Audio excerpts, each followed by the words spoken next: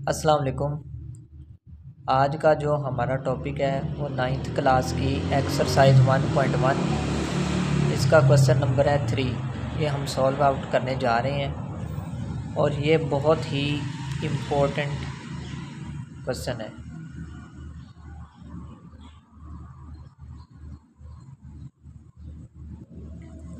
Very very important question. इसमें हमने क्या फाइंड आउट करना है? Find the values of A, B, C and D which satisfy the matrix equation. हमने A, B, सी और D की कीमतें फाइंड आउट करनी है।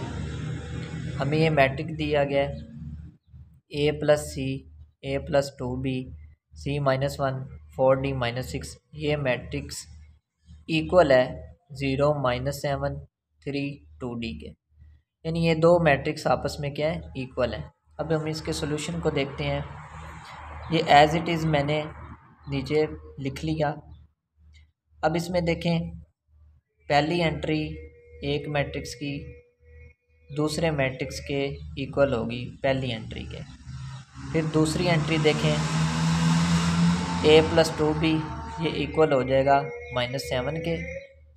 और तीसरी एंट्री c -1, ये इक्वल हो जाएगा 3 के। और 4d -6, ये इक्वल हो जाएगा 2d के। जैसे कि मैंने ऊपर बताया, पहली एंट्री इस मैट्रिक्स की a + c, ये इक्वल है 0 के। a + c = 0। दूसरी एंट्री a + 2b किसके इक्वल होगी? -7 के। ये तीसरी एंट्री चेक करें, c -1 इसके 3 के इक्वल हो गई। और चौथी एंट्री 4d -6 इसके इक्वल हो गई। यानी कि पहली एंट्री इस मैट्रिक्स की पहली एंट्री इस दूसरे मैट्रिक्स की पहली एंट्री के इक्वल है। दूसरी एंट्री के इक्वल, तीसरी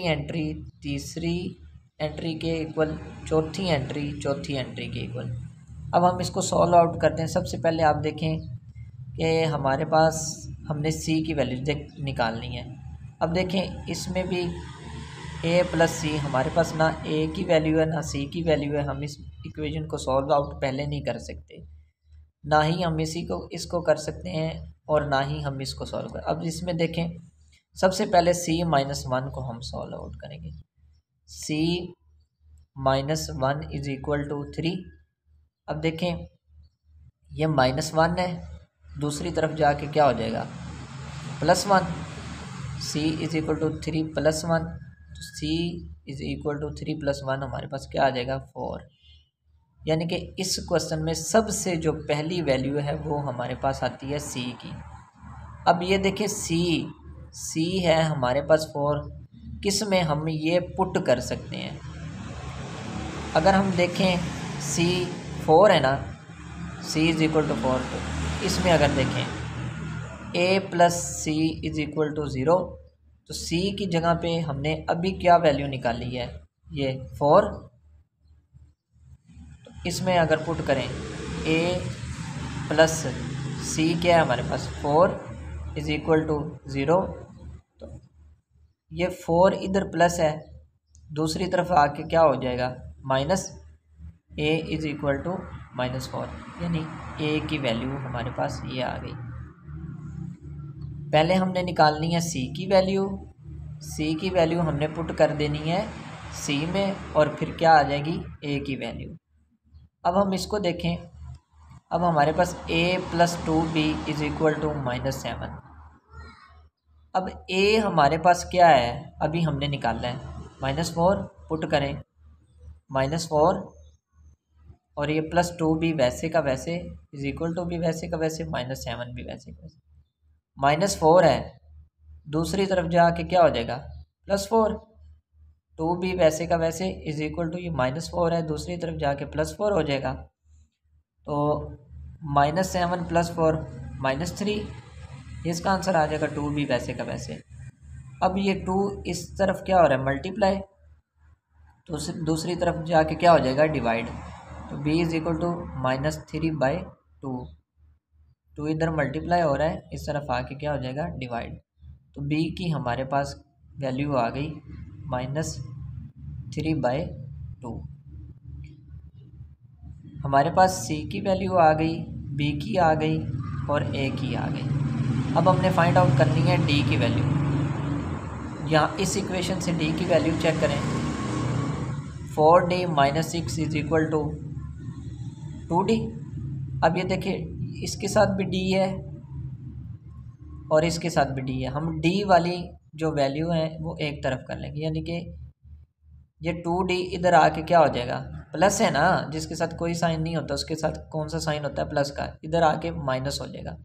4d - 2d, ये -6 है, इसको दूसरी तरफ ले जाएं, दूसरी तरफ लेके जाएंगे वो +6 हो जाएगा। अब देखें 4d - 2d, 4d में से -2d निकालें, 4 में से 2 निकालें तो 2d आ जाएगा, इज इक्वल टू ये 6 वैसे का वैसे। अब इसको कट करें, 2 1 ज़ार 2, 2 3 ज़ार 6, तो d हमारे पास क्या आ गया, 3। अब हम चेक करते हैं, हमारे पास जो वैल्यूज़ आ गई, a -4, b -3/2, c 4 और d इज इक्वल टू 3। ये हमने a b c और d की वैल्यू निकालनी थी, जो कि हमें ऊपर क्वेश्चन में दिया गया था, find the values of a b c and d।